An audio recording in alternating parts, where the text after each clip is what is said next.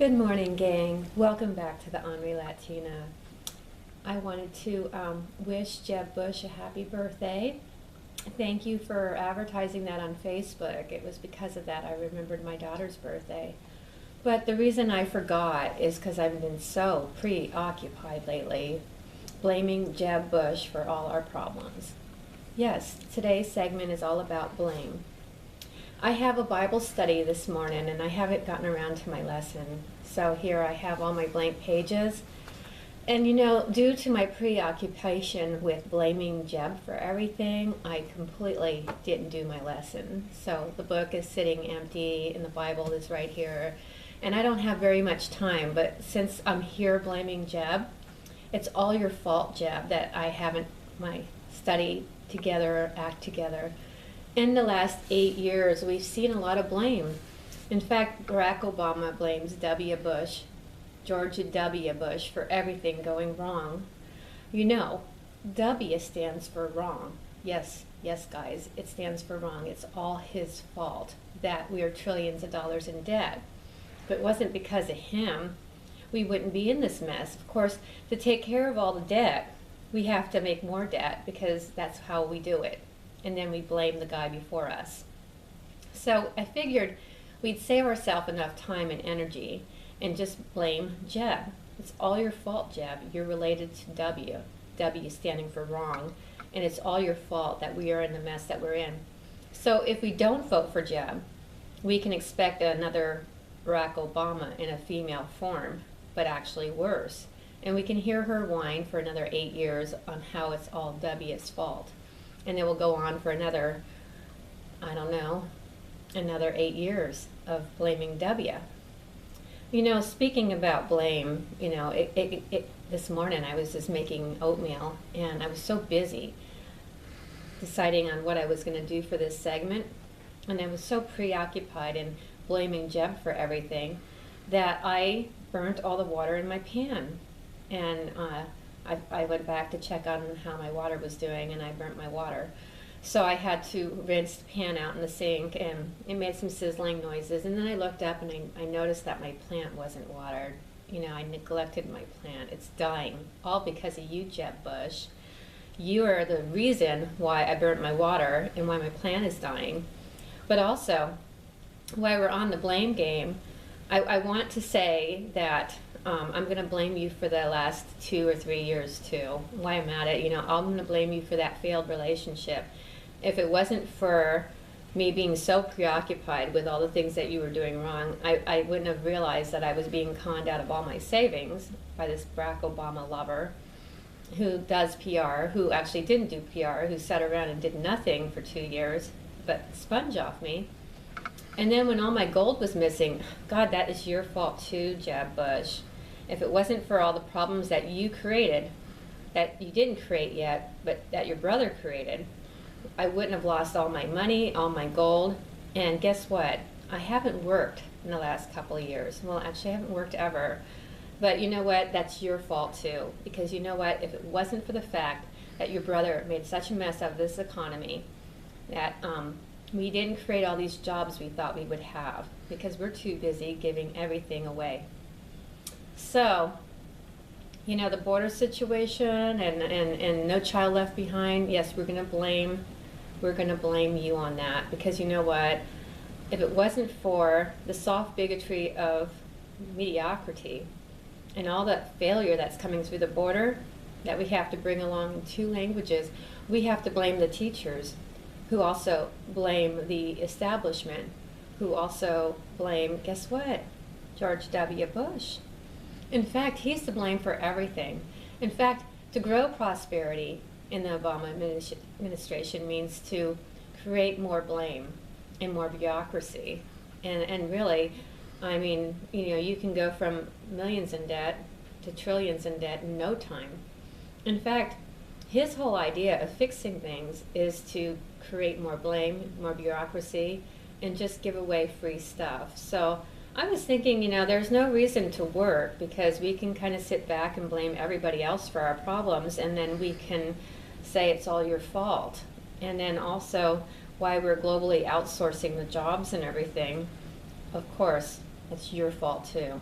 But while we're on the blaming issue, I'm going to blame you for the dog that I allowed into my condo that crapped all over my carpet.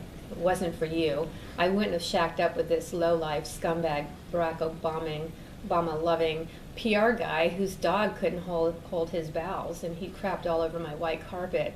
And that is all your fault, Jeb Bush. If it wasn't for you and this poor economy, we wouldn't have had that dog in this house, and he wouldn't have made my carpet his launching pad. But wait a minute. You know what? The dog is gone, and I haven't been able to get a new one. Wait. You know why? Because I can't have a dog over 35 pounds here, and of course I like labs. And the Homeowners Association says we can't have anything over 35 pounds. So Jeb, that's your fault too, because you know what? There's so much regulating going on in the state of Florida that we can't even put a sign on who we support politically in our windows, because that would go against the homeowners' rules. Of course, that is all your fault. Yes, it is, Jeb. That and everything else that's going wrong in our society. The fact that the war, instead of ending and being over, grew and expanded along with the debt, and the 8 years of Obama, is blaming you, Jeb Bush, even though you had nothing to do with this, because it's all your fault. That's what we do. And as we're blaming everybody and doing this blame game, you know, and as my pan was burnt this morning and my plant was dying in the window, and I can't afford any groceries this week. Things are very tight, and I've been living on oats. Yes, oats. And I'm blaming you, Jeb, for that as well. You know, if it wasn't for the fact that we had to feed all these people coming into our country, milking the welfare system, maybe there would be more jobs. In fact, you know what? We've put in lots of applications lately, and we are lucky if we get called on half of them. No? You know what? For every person that puts in an application, we have 100 other people that we're competing against. And so when Barack Obama says that he's creating jobs, or that the unemployment rate is at a certain level, we don't count the stay-at-home mommies or the people that have been out of work for quite a while. Of course, there's age discrimination, and I'm going to blame you, Jeb, on that too. If you weren't giving so many visas to the illegal aliens who do the work for less and have kids on the system, we wouldn't be having age discrimination either, and more people would be able to retire if the economy was better. So it's all your fault, Jeb. Everything is your fault. And as we're blaming him for having his cake and eat it too, and being such a supportive guy when it comes to reaching across the aisles, we can go ahead and look for more of the same with Hillary Clinton. Of course, if Hillary comes in, she's going to be the female version of Barack Obama, yet with just a really whiny, annoying voice. And if you think she's annoying for just a few minutes of talk time when she was it the Secretary of State, and she allowed Benghazi to happen and everything, and she just completely blamed that on somebody else, and then she had to step down. What happens when things go wrong in presidency? Is she just going to quit right in the middle of it and say, wasn't my fault, you know, Bill, bail me out, you know. At one point, people have to, you know, own up to the responsibility in their life and quit blaming others for their problems, you know. So if we're having debt, it doesn't mean that we should create more debt. It means that we need to take care of the situation. Because at one point, somebody needs to be held accountable, and you just don't create more, you know, you don't create fixing anything by making more of it. So you have to get out and work. And what is happening with this economy is that the banks are not lending people money because of all these people that defaulted on their home mortgages. Of course, that was like because of W giving out, lifting the regulations, so poor people that shouldn't have been entitled to these home loans were getting stuff that they weren't qualified for. Therefore, the people in the middle class had to fund all this mess and be outed out of their living. And we saw the construction industry take a dive after all that debt. So, yeah, I guess we're going to blame you for that too, Jeb. And welcome aboard. Welcome aboard the blame game. Because you know what, Jeb, you know, the fact that we're using illegal aliens right now to mow our yards, and we have to pay $400 a month in dues for our homeowners to pay for those cheap labor people out there doing our yard, that is all your fault. In fact, the fact that we have all the industry coming up around us, and we share the same septic system as the city of Clearwater, and they're dumping all their waste in our association, which made the road crumble, and we had to pay $1,000 to fix the sewage on our side of the fence. Gosh, that is your fault too. So as we are dealing with a lot of failure, we have one person to blame. Yes, Jeb, it's all going to be in your lap. But I wish you a happy birthday, or happy belated birthday. And it's all your fault that I almost forgot my daughter's birthday. I just want you to know that. If you weren't so busy doing everything wrong, we wouldn't be here talking about you, right? But, you know, what's the alternative? I don't know. At least when W was around, I had a savings account. I had a home. I had a family that was intact. And I had somewhat of a life.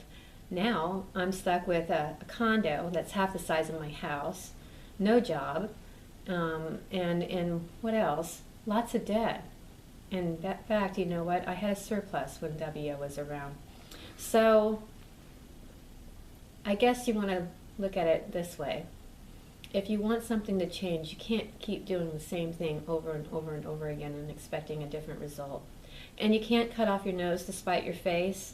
Although Jeb isn't the perfect person, nobody is, he sure in the hell is a lot better than Barack Obama. And he sure in the hell is a lot better than Hillary Clinton. So I just want to give you something to think about. Although I'm going to still give you a hard time, Jeb, because that's what I do.